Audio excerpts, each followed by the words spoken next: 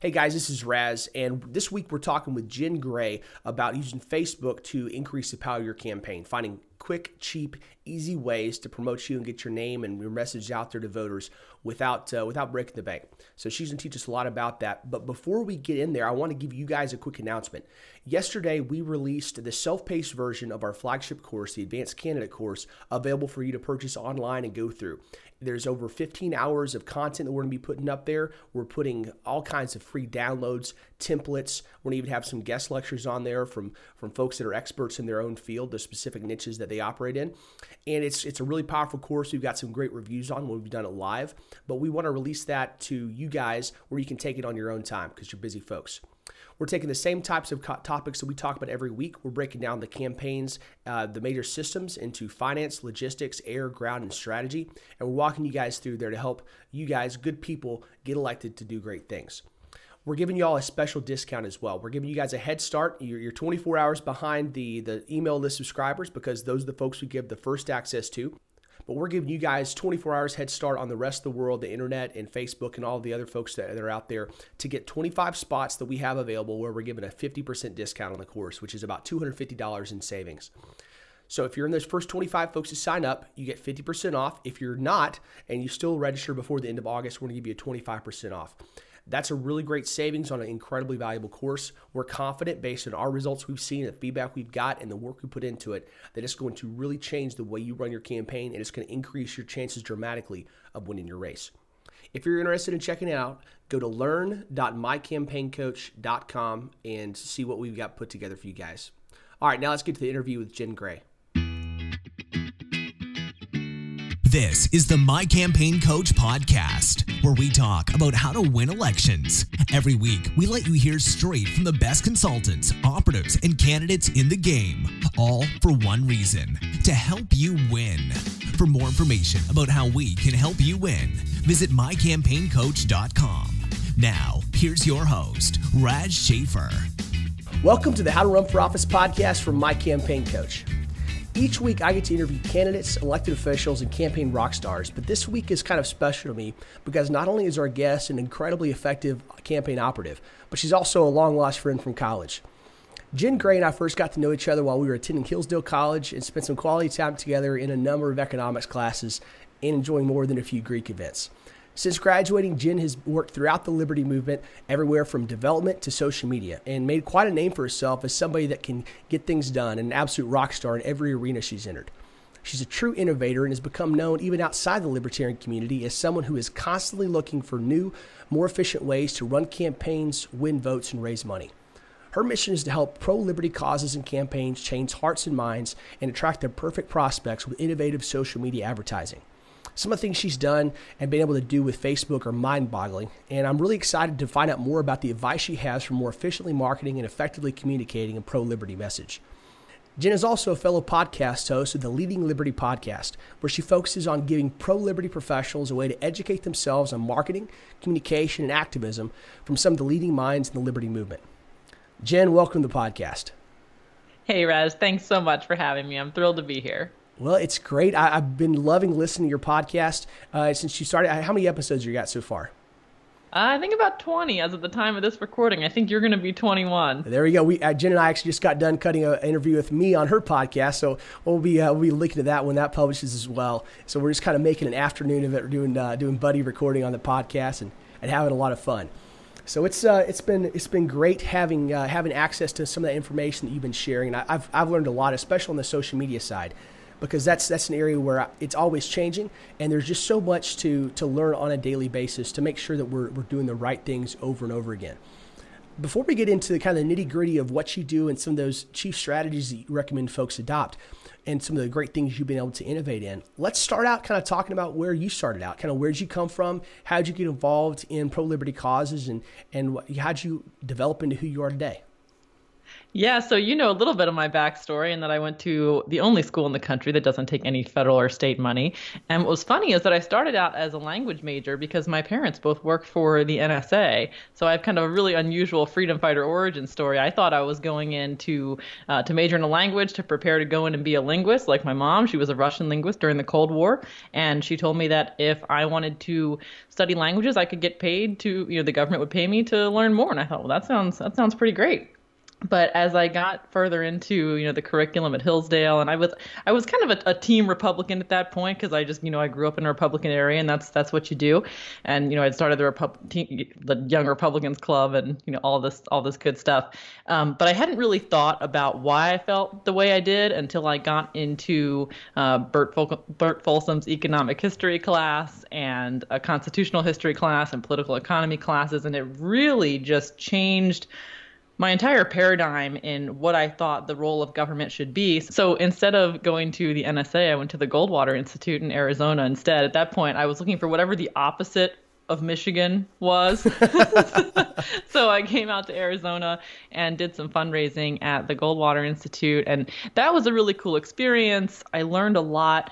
But the big challenge and frustration that I had was that all our donors were like 90 years old, and I'm 21 at the time, and I'm realizing that I felt like our fundraising model was a little bit unsustainable because we really just didn't have a great way to get out in front of younger, liberty-leaning people. And I feel like liberty is a very attractive message to people our age, but I mean, you got to keep in mind that social media was in its infancy at that point, and the things that we can do today just weren't even an option at that time. So I was frustrated about that, but really didn't know what the solution was.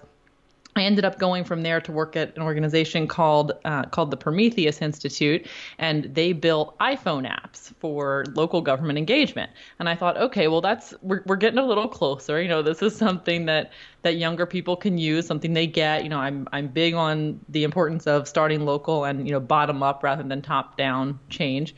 And that was a cool experience. But then I had my daughter and wanted to stay home with her for a little bit. Ended up starting a little fitness business just to give myself something to do at that point. And I was looking for new ways to market that business because I was initially trying to advertise it in all the ways that I had tried to raise money, for a think tank, using stuff like, direct mail and events. And it was not working. And I thought there's got to be a better way to do this. And this is right around the time that video advertising was really kind of blowing up and becoming a thing. So I thought, well, I'm going to learn that. So I invested a bunch of time and money into learning everything I could learn about video advertising, Facebook advertising, email marketing, because if I was going to do it, I wanted to do it right because I was tired of doing things that weren't working. Right. So in that experience, I tested something where I took the same exact message that I had used in an ad that wasn't working very well and recorded myself delivering it on camera, literally verbatim, and got 10 times the result. Brought more people onto my email list in a week than I'd helped the entire year before that. And that was a huge game changer for me. And I realized that this had some implications for the freedom movement. What I was really, really passionate about. I thought, man, this might be a cool way to reach people about the liberty message too, but I kind of just tucked that in my back pocket because that's just not where I was at that stage of my life. But when Gary Johnson's campaign rolled around, I had volunteered to help them out and never heard back. And I read in an article that they were featured in Reason Magazine where they mentioned that they weren't doing any paid placement on their videos. And that kind of broke my heart a little bit. You're like, no. Because their videos were so good, and when you post something organically, the only people who see it for the most part are people who already know you and already like you. And really the whole value in doing video is to introduce yourself to people who don't already know you. So I offered to run those videos because you could be getting a view for a penny a piece, a tenth of a penny of a piece. It's such a great way to get your message out in such an inexpensive way, which obviously is a huge challenge for a lot of campaigns, just the shortage of funds. And when I didn't hear back, I was like, well, I'm just going to do it myself. So I started shooting videos, interviewing veterans for Gary and interviewing his supporters and running videos like that. And I was self-funding that, but I thought, well, that's okay because I know how to turn around and turn views into money from my marketing consulting business that kind of got squeezed in between the fitness and the political stuff. And so I started retargeting those viewers saying, hey, for every dollar you chip in today, we can reach 1,000 more people tomorrow. And that $3 ad raised $300. And that was the rest was history. I was all back in on the political side at that point, working with pro-liberty causes and campaigns, just talking to people I knew from my freedom movement days about the challenges they were having with social media and saying, hey, there's a really cool opportunity here for ways to reach people and acquire new subscribers and donors and so many awesome things we could do. So yeah, it was kind of a crazy evolution, but it's a cool place to be. No, that's a fascinating story, and it's just one that I just love hearing each of our guests and just meeting new people and finding out kind of what's brought them to where they are, both the genesis of their ideology and what makes them passionate about politics, as well as functionally how they got involved, how they made it a full-time gig, or how they became somebody that was prepared to run for office. Because each one's different, but you see a lot of those same themes.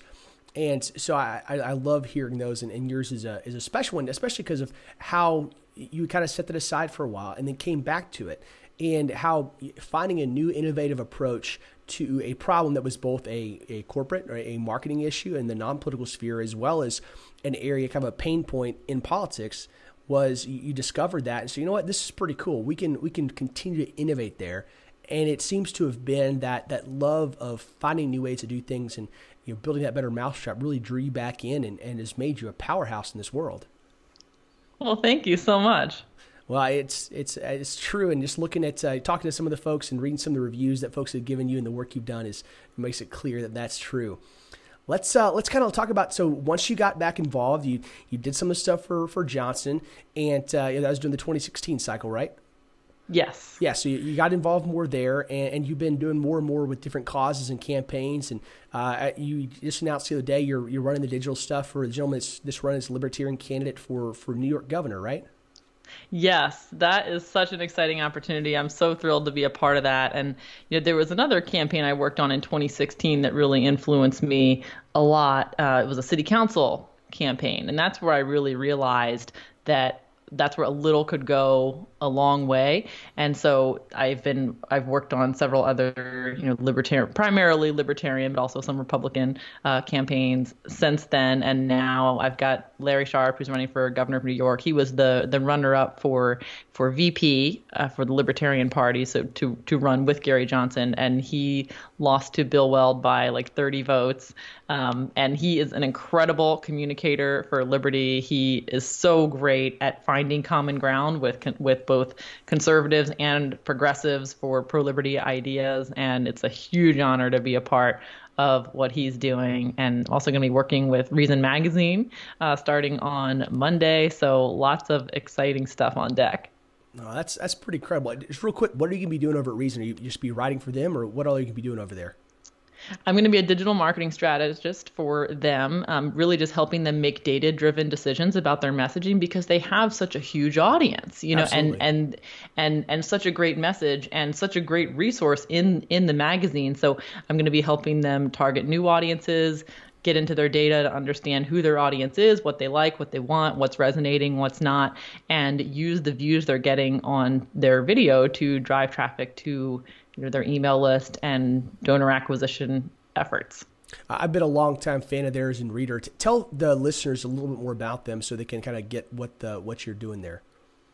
Yeah, so in my humble opinion, I think Reason is the best alternative news outlet in the freedom movement. I've been following them, donating and supporting and sharing their work for years. I first got to know them in the think tank world, and I loved that they did a really great job of taking news stories and presenting them in a way that they kind of they sneaked liberty in there, or like tied it to cultural references. And I felt like it was something that they do a really good job of consistently creating content that I feel like I can share with people who don't necessarily think about government the way you and I do, and it's something that feels objective and compelling to them. So they've got Reason TV, which is their primary video outlet, and then they've also got Reason Magazine, which is another amazing resource that just became available for digital subscriptions. So I'm going to be focusing some effort there to bring people onto that list.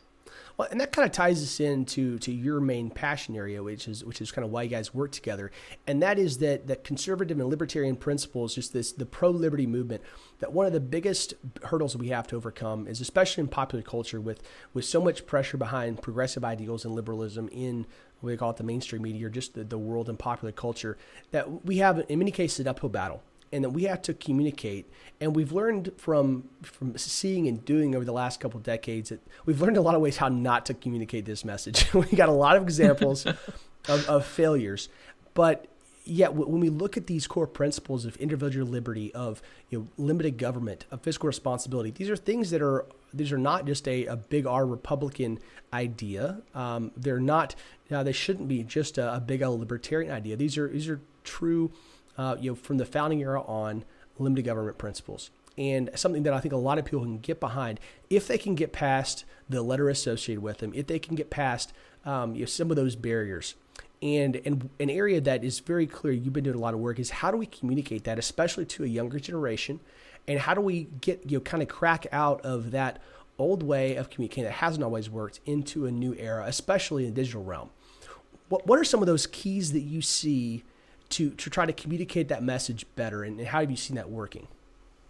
Well, you brought up a great point there, that we do have a huge challenge with the mainstream media, and that they are very biased against the liberty message. But what's really cool about the time we're living in now is that with the way that Facebook marketing in particular is evolving, almost anyone can be their own outlet and set the record straight.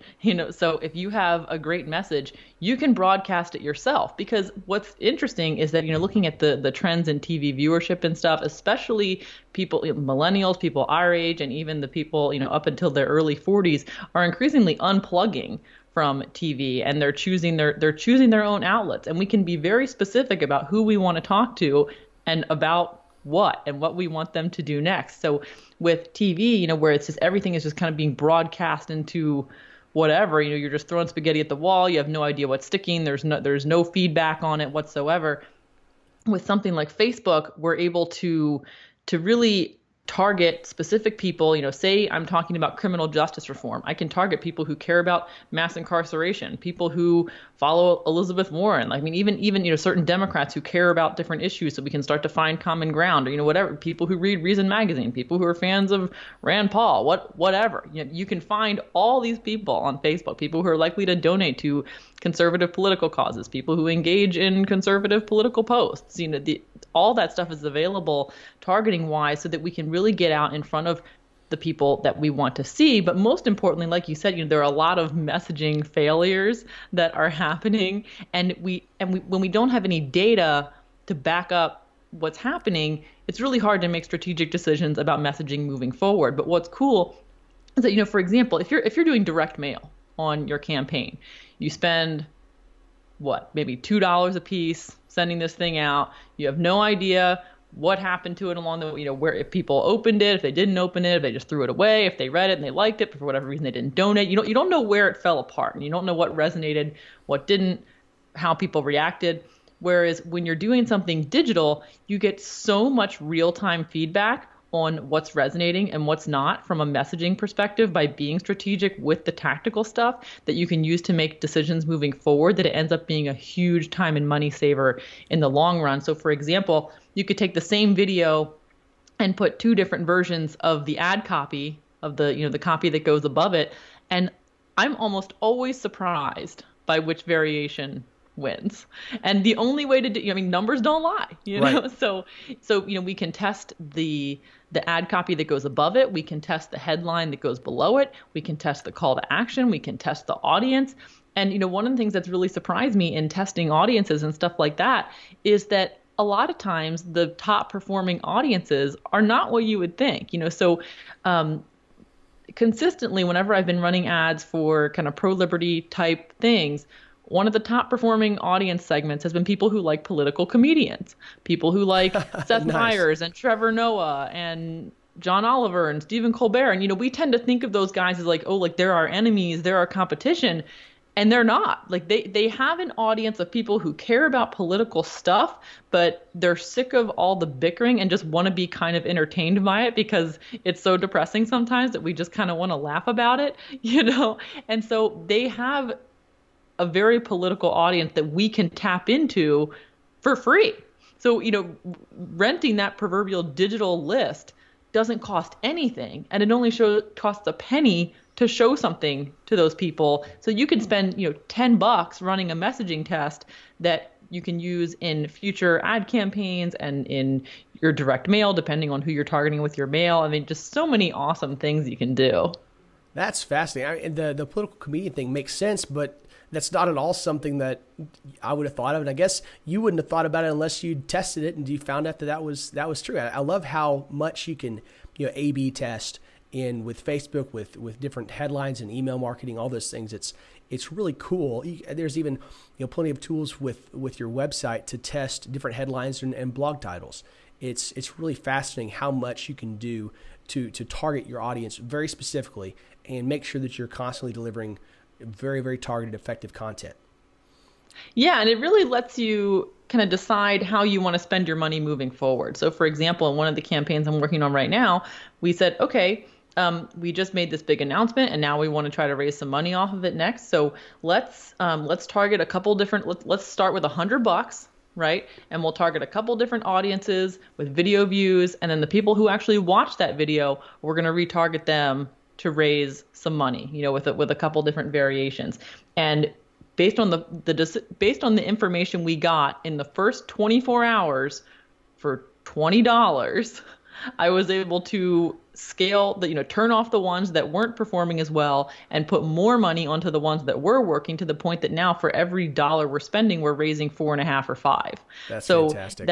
That initial 24 hours and $20 can give you so much information and so much leverage in terms of what you're going to do next. Man, that's really cool. And I think especially, I like how you're doing that for fundraising. Of course, there's a lot of other applications, but let's spend a second on the fundraising aspect, because that's one of those things that it first turned you on to getting back into politics, was that experiment you ran with just doing some in-kind donating and running some videos for Gary Johnson. What are some of those main things that folks need to do when they're trying to raise money and not just spend money via Facebook? Well, what's ironic, I think, is because of my background in fundraising, I kind of came to hate fundraising. You do it enough, you hate it, yeah. I hate asking people for money, especially when I'm not giving them something tangible in return. And so that was kind of what got me interested in Facebook advertising as a vehicle for the Liberty movement, is that it was a donor prospecting tool. It's an acquisition tool. It's not nobody's raising major gifts online. But, when you look at prospecting mail, for example, that mail, typically you're losing money for the first 2 years, and you're spending like $10,000 up front, and you're hoping, well, maybe 2 years later there's going to be a rich person on this list, and like maybe they'll write a $10,000 check and that'll be worth it. But half of the people who donate the first time are never going to give again anyway. Like, I hope this works. And that was so frustrating. So what Facebook ads in particular allow us to do from the prospecting side is to add value up front. So it's not like, hi, I'm Jen, nice to meet you, give me money. It's showing them a valuable piece of content first, and then behavior-based. If and when they show an interest in that content, then you take them on the next step of the journey. It's not give me money right after that. It's, hey, here's a free thing. You want to get on our email list for this free thing that we just created? And then on the thank you page, hey, cool. You want to buy a t-shirt? You want to come to an event? Well, here's a special discounted ticket price. It's a strategic conversation that's all happening digitally. So from the fundraising side, if people want a really simple campaign they can start with, because I know that probably feels overwhelming, like, oh my gosh, you gotta have all these steps, and there's a lot of, technology that has to go into that, and email opt-ins can be their own like kind of crazy animal in terms Right. of making that work from a tech perspective, or at least to do it effectively. But if people want the super simple version of how to do an effective campaign, so it's a two-step process. And number one is to run some videos, test them, do a couple different concepts. I can give you some ideas of video concepts if that's helpful. We can cover that in the next line if you want. But test a couple different video concepts, whichever one works the best based on your data. So you create an audience of the people who watch each of these videos, and then the one that works the best, you run that same exact video to the audience of people who already watched it, right? Who watched between 10 seconds and 25%, depending how long your video is, with ad copy along the lines of, hey, did you like this video? Right? Because they did because they watched it. Right. Hey, did you like this video? Couple lines about why this is important. Because, if so, every dollar you chip in today gets it to 100 new people tomorrow. If you have some sort of incentive, reason why they should do it right now, they get a signed T-shirt or I don't know, whatever. You don't have to do that. You can. But consistently, and you show it to the people who've already seen it. When I have done that, on average, $1 raises between $10 and $100.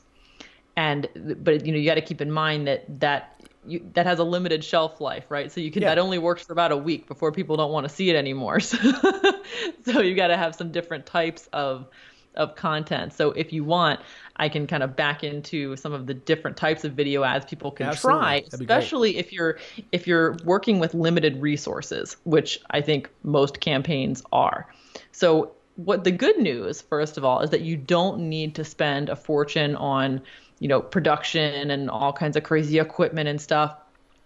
Interesting kind of case study for you. When I was working on that city council campaign I mentioned, shortly before I came on, he spent a bunch of money on this 2.5 minute commercial. It was beautiful. It was a videography masterpiece. And I'm not a videographer. People assume, you do video ads, you're a videographer. And I'm like, no, that because Facebook, people aren't going on Facebook to watch commercials, right? Commercials have a time and a place, but that's not why people go on Facebook. They're going to Facebook to see their family and friends. So the more personal and authentic your content can be, it's important to have good lighting and decent sound quality and stuff, but the more authentic and kind of down to earth you can be, the better. Right? So live broadcasts are one of the best ways. You literally just flip your phone around and talk to people and be real for a little bit. That works really well, especially to the extent that you can get your supporters in there. So one of the concepts that worked the best, and we kind of just stumbled upon this organically, and where people might want to integrate with your area of expertise. When the candidate was out door knocking for that city council campaign, sometimes if he had a really great conversation with someone, he would say, hey, do you mind if I kind of interview you in a live broadcast? And he would literally stand there with his phone and live broadcast a conversation with this constituent, with this prospective voter, and people loved it. And so using that information, I then extracted clips of those conversations, and we used those in future ads to kind of repurpose that content. But that's like the absolute number one easiest thing you can do. Number two, because people like to see themselves in videos and people they already know, if you're trying to get yourself out in front of people in your area, you want to kind of think about, okay, number one, who's my target audience and what are they fans of? Where are they getting their news? Who are they following on social media, especially if that person is high profile enough for their pages to be targetable within Facebook audiences, right? So say you do you have a conversation with your local police chief or a teacher or a parent who's concerned about school choice or whatever. So you film that conversation either in person or using something like what we're using right now, Skype call recorders. So you've got a screen of this conversation happening. People see faces and they see someone who's relevant to something they care about. Nobody cares who you are at the get-go, right? Like they need a reason to care about what you're talking about. And if you can position yourself as, hey, I'm someone who has conversations with people like you. I'm someone who cares about issues you care about. Here's me talking to someone who cares about issues you care about. Here's someone who represents a page that you like. and here's me listening to them.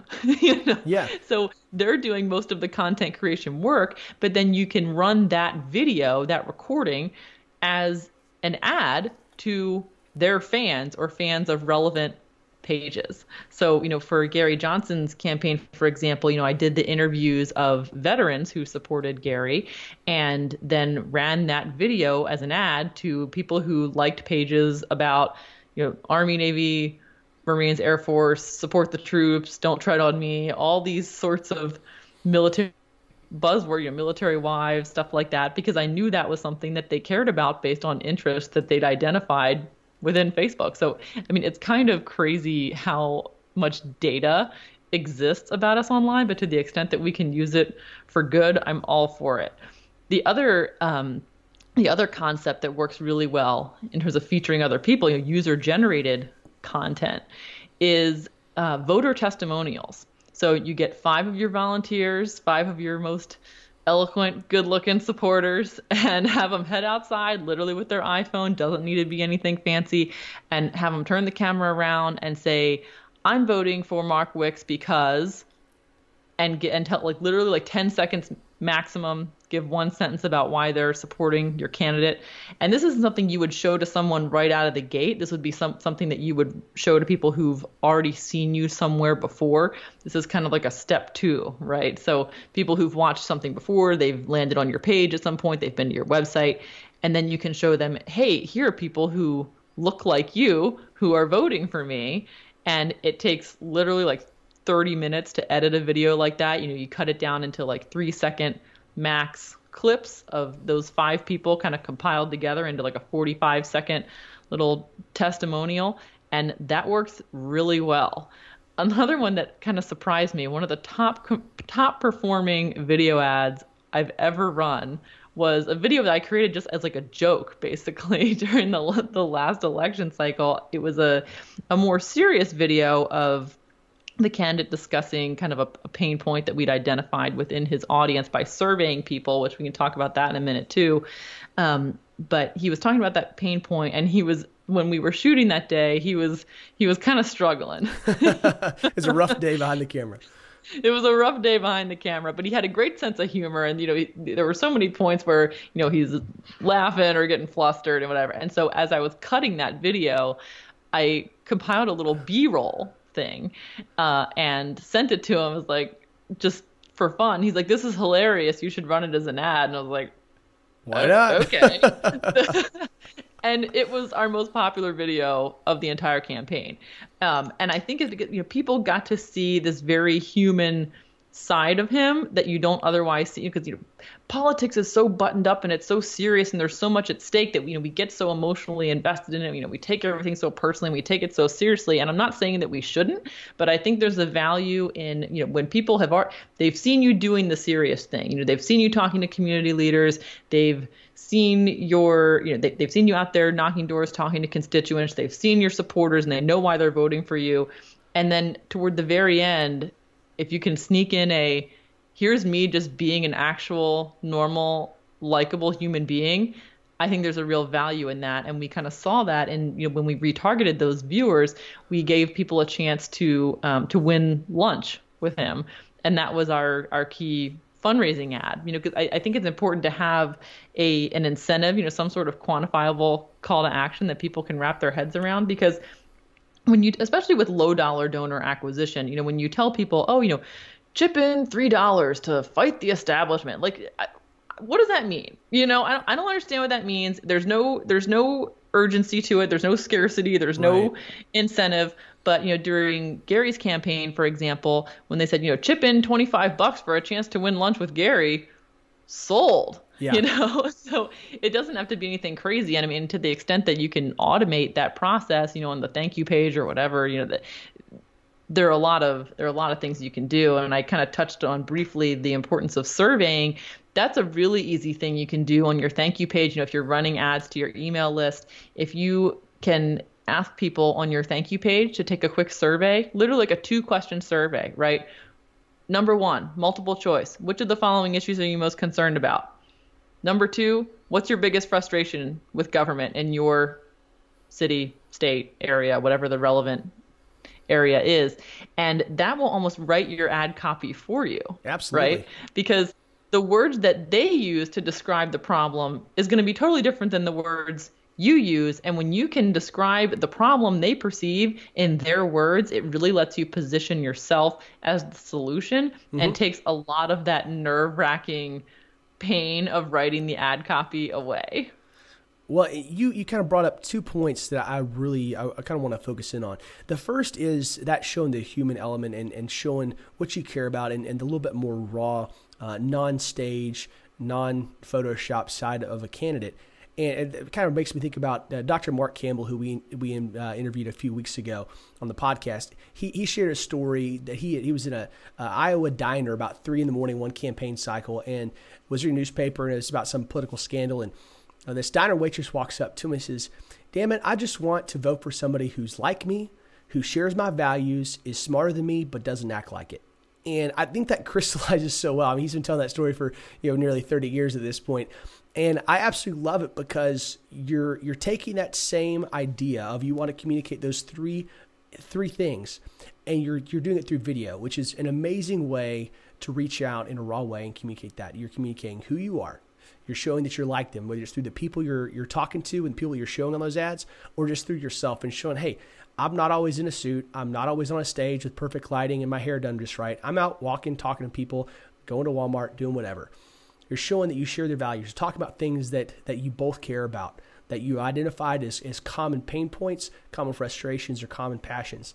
And then you're showing that you're showing a little bit of your smarts as well, but you're showing it in a way that's not affronting, that's not going to be attacking them or trying to prop yourself up, because you're showing your professionalism while not making it a faux professionalism or this overproduced side. And I think that's a really great way of using social media and using video, especially to communicate that. It's very smart. And the second thing is looking at that idea of kind of a lead funnel, of a sales funnel type situation. And for some of the audience, they may be a little bit daunting. There's that idea, like you mentioned, of having multiple parts to that funnel. But honestly, it sounds complicated, but it's not. There are so many tools, the type of tools that you and I use for free downloads and for our email lists and stuff, that makes so much of that very easily automated. And it's something you set up once, you put a little bit of thought into, and you may change it a few times, but it's very easy. And especially if you have somebody on your team that understands a little bit about social media, or you do some training with somebody like yourself, you can figure that out and really crack that nut pretty easily. Because I see a lot of candidates in their ads on Facebook. I get targeted for a lot of those, and I follow a lot of candidate pages, so I see this so much, and I'm always surprised by the lack of sophistication in many of those. It's just an image that says, "Hey, donate to my money bomb here," or like you said, chip in $5 to fight the establishment. And if I already like you, if I already love you, maybe, but that's probably not going to compel a whole lot of people. You got to show that urgency. You got to you give them an idea of how you're going to spend the money. Those are two critical things to each fundraising appeal. And you want to lead them through, give them something that they want, and then lead them through the point where they're like, yeah, I really like this guy, or that I really like this woman. They're somebody that's going to do something real for me.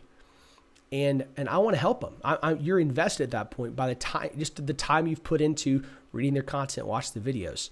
What are some of those ways that you think, or some of those stages? Kind of break those down a little bit more clearly for us, as far as if I'm a candidate and I've got limited time, I'm not one to learn how to have some 18 stage lead funnel. How many of those, and kind of what should they be as far as the different steps, the kind of minimum that folks should be looking at? So I would break it down into really kind of 4 steps, right? So number 1, you're going to introduce yourself. This is where you're going to have some sort of video concept. You can test it. It doesn't have to be perfect right out of the gate. It's just a matter of practicing, shooting yourself on camera, talking about things, and with people who are important to the people that need to care about you, and the kind of your 3 whys in terms of, why you're running, why this office, why now.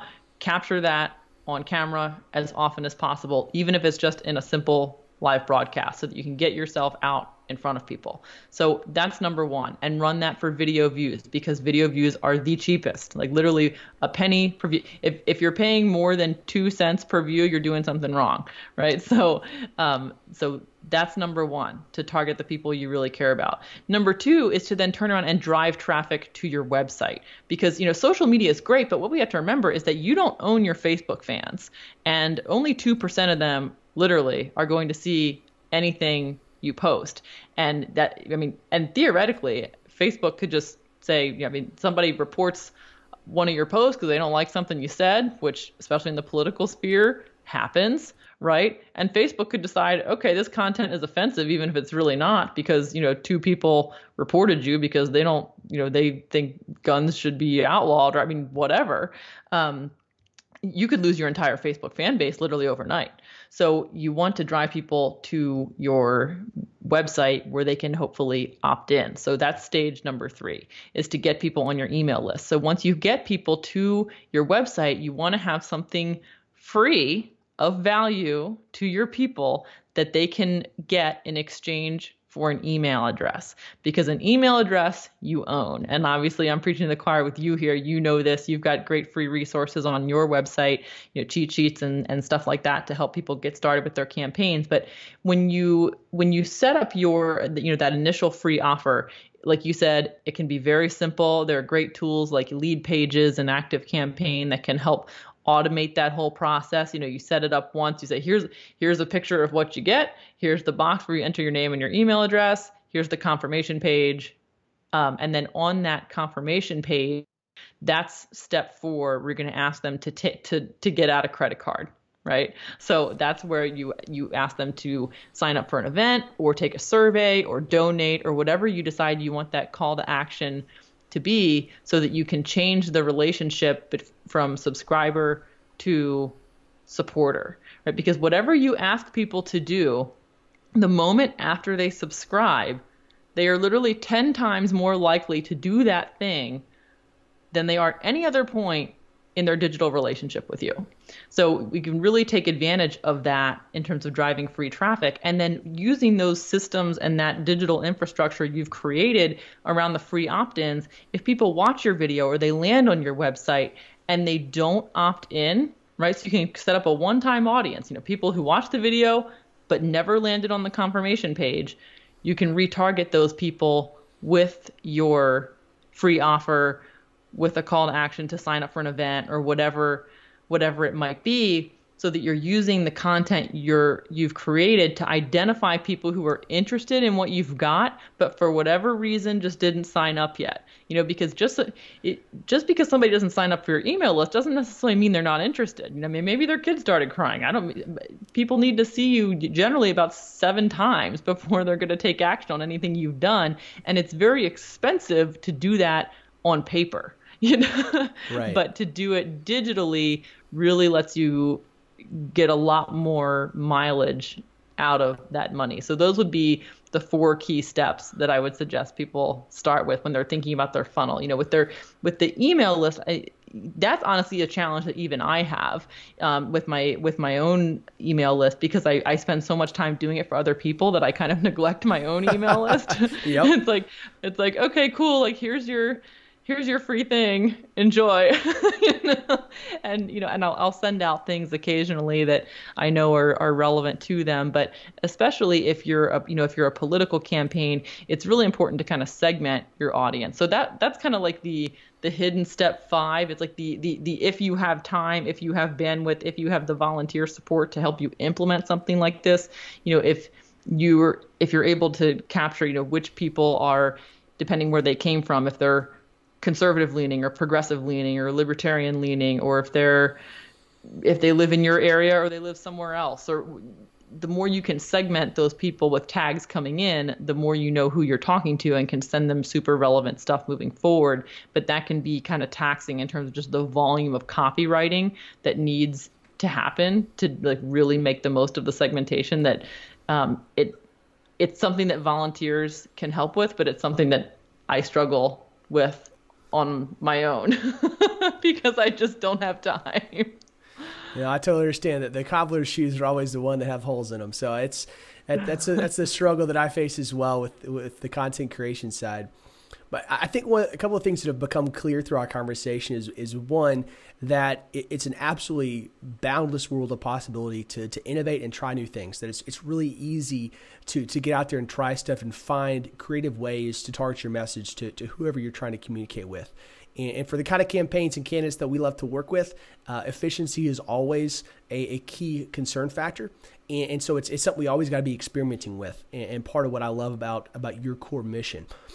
But there's also a lot of folks, that some people are listening to this is like, oh yeah, I'm going to totally go do that. Others are like, man, I might be able to. And others are like, holy crap, I've been overwhelmed. But that's what you focus on. That's why you do what you do. Let's talk a little bit more about if I'm somebody that's like, hey, I need some help with this. I love the idea. I see promise in it, but I'm not sure that I can just go from this podcast to going and implementing my new, A/B tested multi-level sales funnel Facebook program. What did they do and what can you do for them? How do they get in touch with you and what do you guys do over at your company to help candidates win? So the best place to start, I've got a free cheat sheet that we kind of touched on a little bit called, 5 quick wins to increase the return on investment for your Facebook marketing.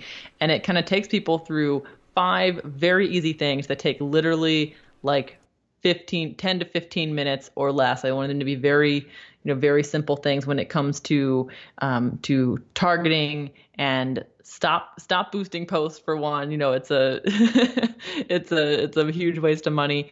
But I wanted to kind of break that down in terms of like the types of questions they can be asking, a little bit of the tactical stuff that they can do to really feel like they've started the process of getting somewhere with this. Like, okay, I have the pixel on my website. So now people who land on my website but don't opt in, I can reach back out to them again.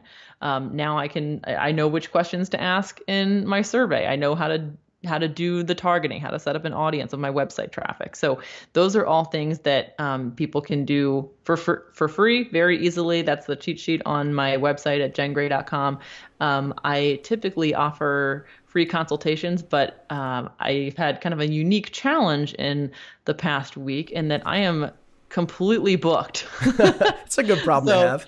It's a good problem to have. So we're looking into the possibility of growing the team to hopefully support other campaigns in the process. But I'm considering going the online course route. I developed an online course. I've developed several actually, most of which were kind of geared generically toward video marketing for small business. But during the election, I created a course called Your Video, Your Voice, Your Vote that really walked people through the process of creating the content and getting it online in the most cost-effective possible way. So number one, how to create the video, how to shoot it as simply as possible, how to legally use little clips from news and stuff like that in an ad if that's appropriate, if you're trying to capture the other candidate in their words or something like that, how to put all that together. Number two, organic posting strategies, in terms of how you approach what you put on your personal page, what goes on your business page, what goes on YouTube, how to set that up so that you can drive as much free traffic as possible. Number three, getting that video out in front of people who don't already know who you are. And then number four, in terms of how to retarget people who actually watch it, what are you going to ask them to do next? So that course was created very kind of specifically for Gary Johnson supporters, but I'm seeing kind of a renewed interest in that topic. So it is not outside the realm of possibility that I will revamp that course to support other candidates and campaigns. And I might just do like a wait list on the website that, people can sign up to get notified as it's available and maybe get early bird access to it as it exists now so they can at least get started. So that's definitely an option I'm considering. That's pretty cool. And that sounds like a course that I definitely need to take myself as I'm trying to learn more about getting the My Campaign Coach brand and how to run office podcast out to more folks. It's a whole world that I'm trying to come to terms with and trying to learn more about. So that sounds like a really cool resource that I would definitely put me on the wait list for that one because I'm excited to take it when it comes out. Let's but in addition to the work you're doing there, you also have your own podcast. Talk about that for a second and where folks can find that, kind of what you talk about and who you interview.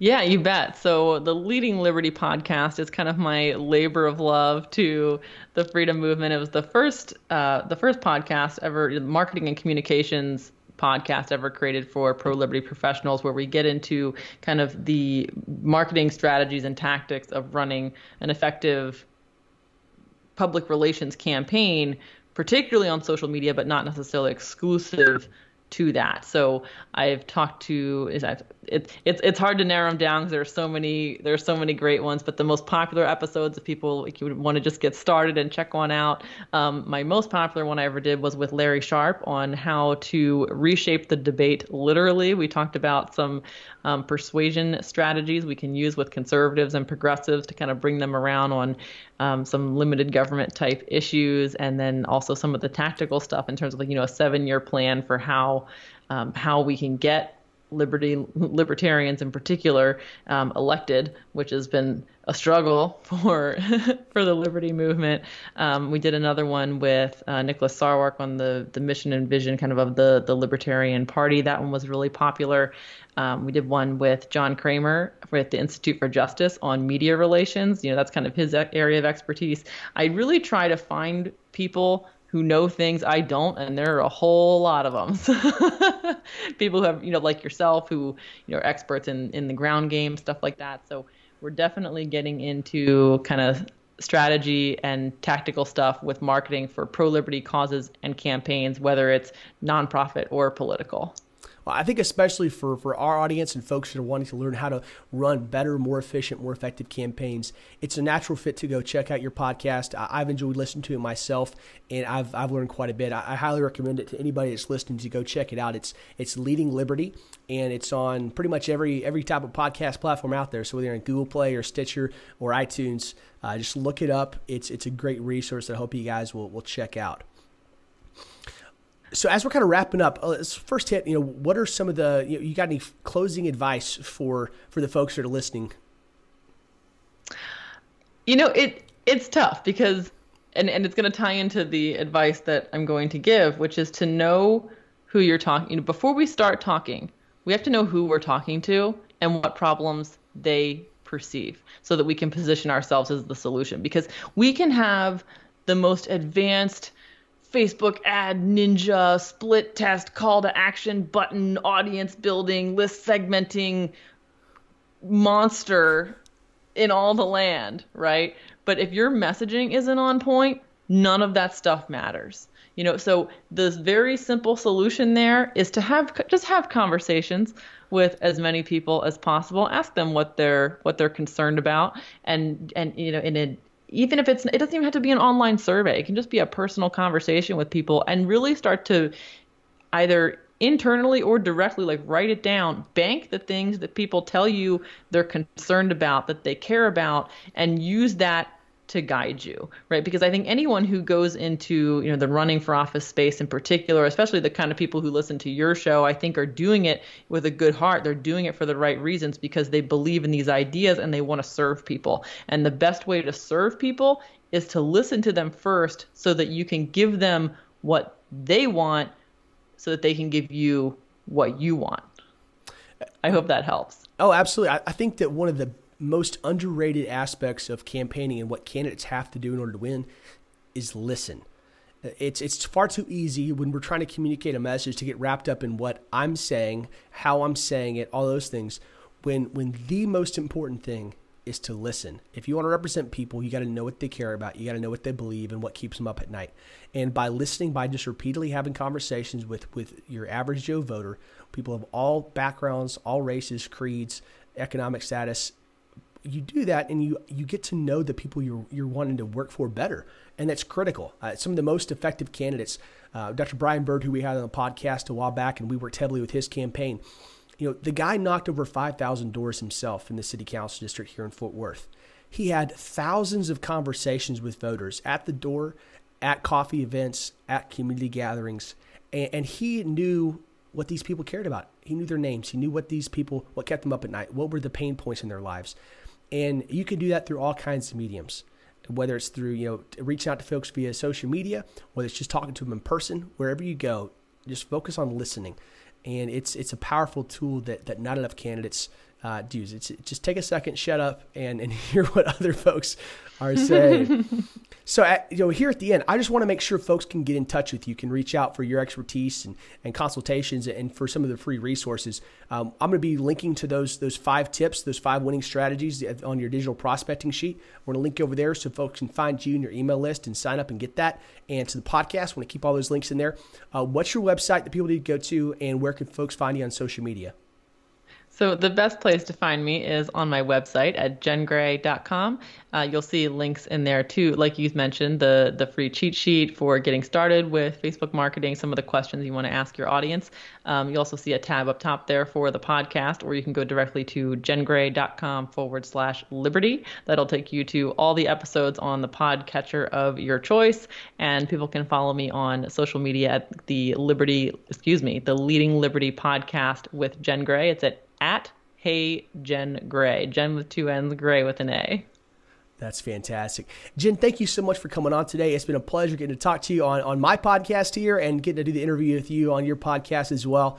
I'm excited about getting both of these out there and just the stuff that folks are going to learn from hearing from me today. It's valuable information that if they deploy it in their campaigns, they're going to get some great wins. So thank you so much for sharing your knowledge. Guys, I want to thank Campaign Sidekick, our sponsor, and I hope that you guys will check out the show notes for Jenn's content information, the links that we shared during the show for all of the freebies and stuff she has to give away. Be sure to take advantage of the free digital prospecting cheat sheet that she offers on her website. It's great. Sign up for her email list, and she'll email it to you right away. And as one last quick request, going off the call to action that Jenn always encourages folks to make, if you're enjoying this podcast, please make sure that you hit the subscribe button, give it a rating, and go check out some of the free downloads that we offer over at mycampaigncoach.com. We'll talk to y'all again next week. Please subscribe and rate us on iTunes to help spread the word. We'll be back with you next week with more campaign insights from My Campaign Coach.